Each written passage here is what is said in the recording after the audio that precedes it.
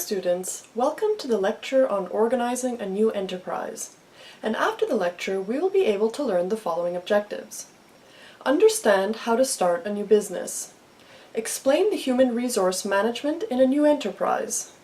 Define the small and medium-sized enterprises. Explain the finance for small and medium-sized enterprise development.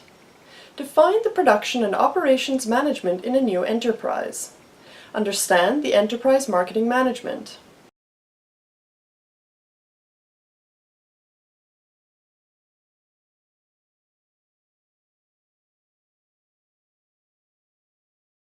Let's start with a brief introduction of how to organize a new enterprise. Organizing is the managerial function of arranging people and resources to work towards a goal.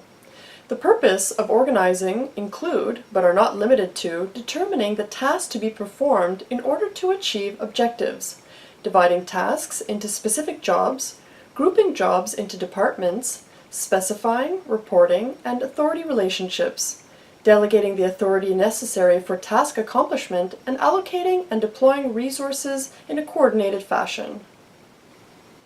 The valuable contributions of small businesses are widely recognized by all sectors of society, as can be seen by the many efforts to aid small businesses taking place at the federal, state, and local level. Let us now take a look at how to start a new business. Popular opinion suggests that owning a business means working flexible hours, not being beholden to anyone, having the ability to make one's own decisions, and, in effect, being completely independent. Unfortunately, the harsh realities of commercial enterprise suggest otherwise. In addition, entrepreneurs must understand that a journey laced with risk and laden with hard work, sacrifice, and setbacks is an accurate depiction of what lies ahead. Good reasons for thinking about starting a business. A desire to be one's own boss and handle more responsibility. A love of difficult challenges. The seeking of career independence as well as more control over life and its direction. The invention, development, or innovation of a new product or service. A major change has occurred in the candidate's life, example divorce, disability, job loss, pregnancy, retirement. A current job is going nowhere. Money has suddenly become available, example an inheritance, the lottery, the selling off of assets. An opportunity has made itself known. Poor reasons for starting a business. Desperation.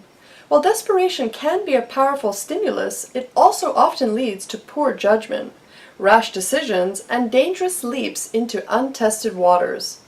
There's nothing else to do. Feeling that no other options are available shows a lack of commitment and passion, the two most essential elements of every new business challenge. There is lots of money to be made. This is usually a pipe dream. Entrepreneurs must be realistic with their expectations and know the difference between making a one-time only profit, making a living, and daydreaming. Owning a business will provide more free time. Running a business is time-consuming and life-consuming. Every person interviewed said that he or she worked longer and harder as a business owner than they ever did working for someone else. Business tip video series. Everyone makes mistakes. It's how we learn. And new business owners are no exception to this rule. To help our viewers overcome these trials, here are the top 10 mistakes that nearly all business owners make. Number 1, thinking too small or too big. If you think too big, you can wind up biting off more than you can chew. Alternatively, if you think too small, you may be missing out on valuable customer opportunities. It is important to be aware of how much business you can handle and position yourself for expansion. Number 2, losing your focus or drive. Too many new business owners get caught up in the excitement of opening their business and overwork themselves too much too soon. Remember that opening a new business is a long-term project and you need to stay focused. Yes, you are going to work long hours, but be sure to take breaks and not overexert yourself too soon. Number 3, taking on too much by yourself.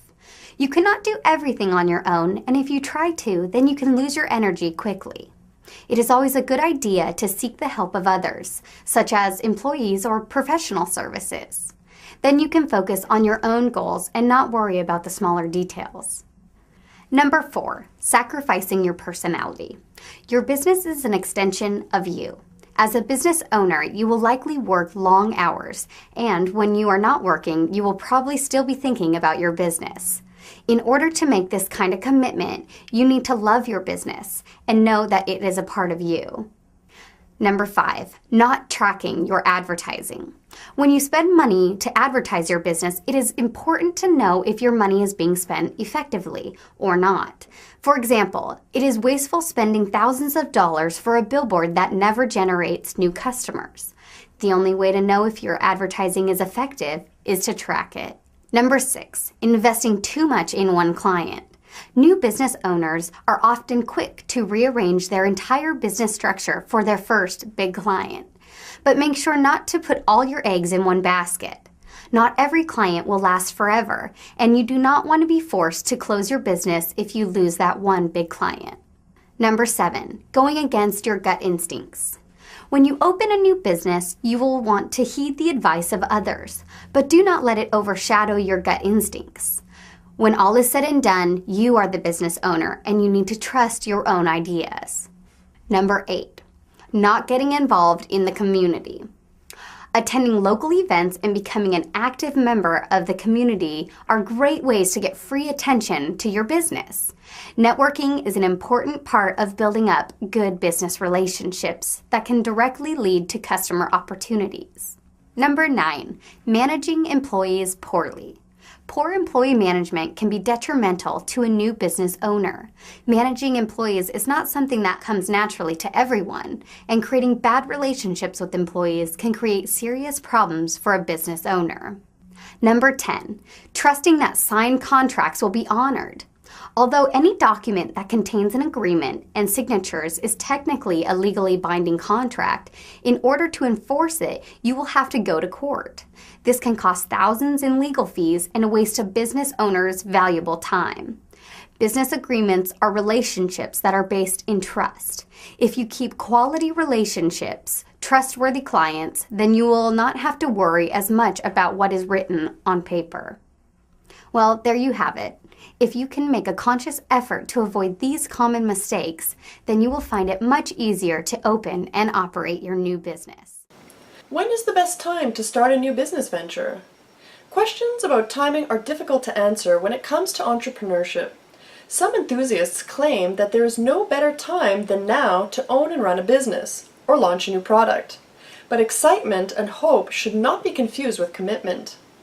If prospective entrepreneurs are not prepared to write down, research, and address exactly what it is they wish to do, what it involves, and how the process will be tackled, a procedure that could take 6 months or longer, they are probably not ready for business ownership.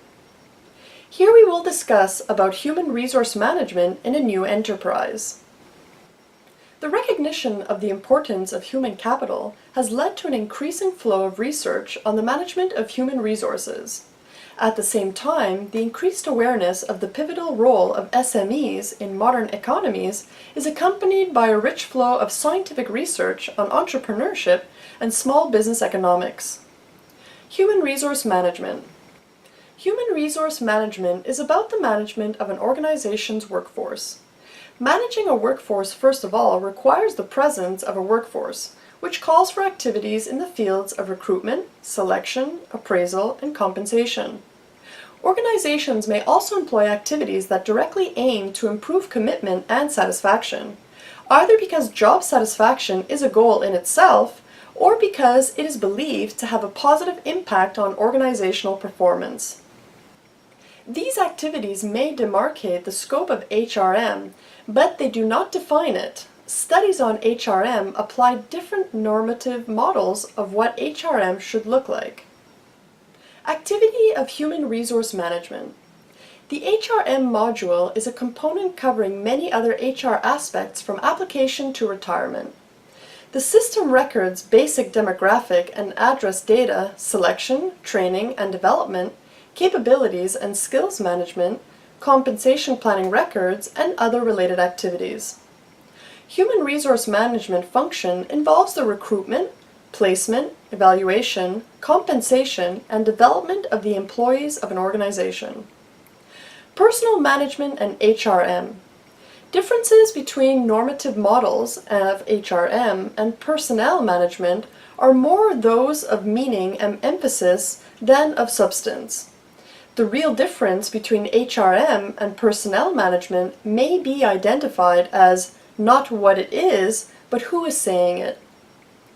Another distinction between HRM and personnel management is their appreciation of the role of employees. Where personnel management generally assumes that employees are important to improve performance, many studies on HRM hold that employees are the key to organizational success. Resource-based perspective. The resource-based theory is based on the assumption that differences in physical, organizational, and human resources between firms cause a fundamental heterogeneity in their productive potential. Human resources are an important source to generate sustained competitive advantage. Human resource systems can contribute to sustained competitive advantage through facilitating the development of competencies that are firm-specific and generate tacit organizational knowledge. The resource-based approach stresses the need for a specific HRM strategy which seeks to achieve competitive advantage by increasing commitment and competence of the workforce. Behavioral perspective. The behavioral perspective on HRM can be defined as the use of personnel practices as tools for shaping patterns of behavior that help to achieve organizational goals. Different goals and objectives require different strategies and behaviors, and therefore different HRM practices. Scholler and Jackson test the notion that each of Porter's 3 generic strategies fits a certain constellation of HRM practices. They posit that those businesses that select HRM policy and practices appropriate to particular generic strategies will also experience higher work performance. Personnel economics. Personnel economics is grounded in economic theory and has been defined as the use of economics to understand the internal workings of the firm. Personnel economics applies insights from other economic theories that deal with human capital and the relationship between employer and employee, such as human capital theory, contract theory, and principal-agent theory. The basic building block of personnel economics is constrained maximization. Both employers and employees are assumed to be rational maximizing agents, who want to maximize their profits and utility, where utility depends positively on wages and negatively on effort. HRM perspectives. HRM practices converge on 2 dimensions, value and uniqueness of employee skills. Where required, firm skills are valuable and firm-specific. They suggest that the firm should pursue a strategy of internal development, including training and career development. Where skills are valuable but not firm-specific, the firm may pursue a strategy of acquisition. Example, hiring a certified public accountant to work as the chief financial officer. Now we shall understand the small and medium-sized enterprises. 2 main arguments can be made, which together justify the specific attention for this subpopulation of private enterprises. The first is a quantitative argument. SMEs form a large and vital part of modern economies. The second argument is more qualitative. Despite the heterogeneous character of the SME sector, SMEs differ from large enterprises in many respects. Small firm employers often do not have a formal management education, and the possibilities to gain management skills by cooperating with other managing employees are limited. As a result, employers are often not able to use classical management tools properly. Organizational culture. The dimension of organizational culture represents the underlying set of key values, beliefs, understandings, and norms shared by an organization's workforce. These underlying values relate to ethical behavior, commitment to efficiency, or to colleagues, customers, or other stakeholders.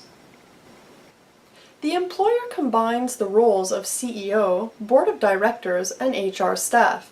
In addition, work councils, if present, have fewer rights than in large firms. Consequently, managers' internal room for maneuver is larger for smaller companies. Environment. The external uncertainty is, however, higher for small firms. This is a direct result of their lack of power at various marketplaces, for labor, capital, and output. The environment is paying less attention to smaller firms than to larger organizations. This may be beneficial for smaller firms in that they are less restricted in their activities. Organizational technology. The impact of production technologies is, however, decreasing. Recent developments in ICT technologies have reduced the minimum efficient scale of many production technologies, reducing the diseconomies of scale due to production technologies for SMEs. Now let's take a look on finance for small and medium-sized enterprise development. SME development can encourage the process of both inter- and intra-regional decentralization, and they may well become a countervailing force against the economic power of larger enterprises.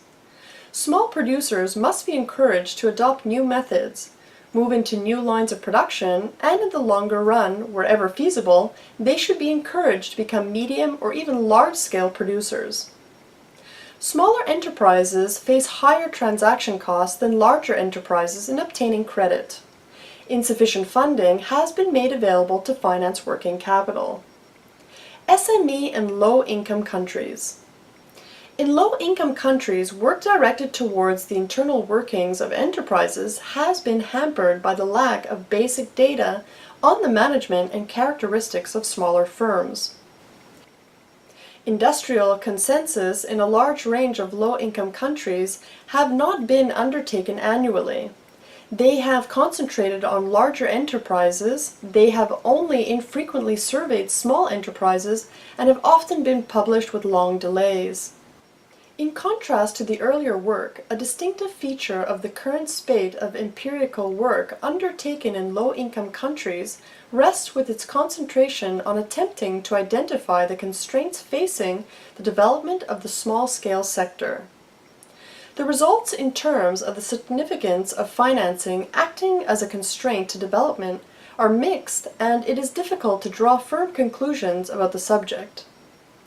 Here we will discuss about the production and operations management in a new enterprise. The essence of any business is to cater needs of customer by providing services and goods, and in process create value for customers and solve their problems. Production and operations management talks about applying business operation and management concepts in creation of goods and services. Production. Production is a scientific process which involves transformation of raw material, input, into desired product or service, output, by adding economic value. Production can be broadly characterized based on techniques. Production through separation. It involves desired output achieved through separation or extraction from raw materials. A classic example of separation or extraction is oil into various fuel products. Production by modification or improvement. It involves change in chemical and mechanical parameters of the raw material without altering physical attributes of the raw material. Production by assembly. Car production and computer are examples of production by assembly. Importance of production function and production management. Production comes under the category of line function, which directly affects customer experience and thereby future of organization itself. Aim of production function is to add value to product or service, which will create a strong and long-lasting customer relationship or association. Operations management. 1. Identify the customer needs and convert that into a specific product or service. 2. Based on product requirement, do backward working to identify raw material requirements. Production management versus operations management. A high-level comparison which distinct production and operations management can be done on these characteristics. Output. Production management deals with manufacturing of products like computer, car, etc., while operations management cover both products and services. Usage of output. Products like computer, car are utilized over a period of time, whereas services need to be consumed immediately. Classification of work. To produce products like computer, car, more of capital equipment and less labor are required, while services require more labor and lesser capital equipment. Customer contact. There is no participation of customer during production, whereas for services, a constant contact with customer is required. Now we shall understand the enterprise marketing management. The term enterprise marketing management, also known as EMM or EMMP for platform, is relatively new. EMM consists of marketing technology such as web analytics, campaign management, digital asset management, web content management, marketing resource management, marketing dashboards, lead management, event-driven marketing, predictive modeling, and more. EMM is really a way of approaching marketing as an enterprise and putting all the marketing efforts under one cohesive set of objectives with systems that allow you to administrate and moderate for greater efficiency while being able to report and measure how effective every element is. Enterprise marketing management coupled with technology can help an organization better understand how its marketing is working and allow for ever-evolving changes to be made so the company can adapt with the market and grow with their customers. Enterprise relationship management. Enterprise relationship management is a business process that integrates information pertaining to customers, sales, employee productivity, and market trends within a software application. Customer Relationship Management, CRM, is a general practice for managing the customers of an organization by using profiling. CRM is a business technique to create intelligence around what the customer needs in an attempt to retain the customer for future sales. In ERM, software tracks all customer interactions. This includes purchasing, customer support, and customer complaints. This gives the organization critical information on customer trends. Business Relationship Management, BRM, is the process of making relationships with business partners and customers to create a cohesive understanding of available technology and business needs. Enterprise Feedback Management, EFM, is another important element within ERM. This technique requires the management and automation of all surveys for an organization. Now in the end, let us summarize what we have learned in this lecture. Data is generally fed from the HRs and timekeeping modules to calculate automatic deposit and manual check writing capabilities. HRM is the organizational function that deals with issues related to people such as compensation, hiring, performance management, organization development, safety, wellness, benefits, employee motivation, communication, administration, and training. Maintaining a competitive advantage based on human resources requires a management of those human resources that ascertains that these resources stay competitive, difficult to imitate and to substitute. Organizations employ activities that directly aim to improve commitment and satisfaction because job satisfaction is a goal in itself. The understanding and support of spouses and children also enter into the equation because, as many experienced business owners say, most entrepreneurs do not see much of their loved ones during the first few years of a new business venture.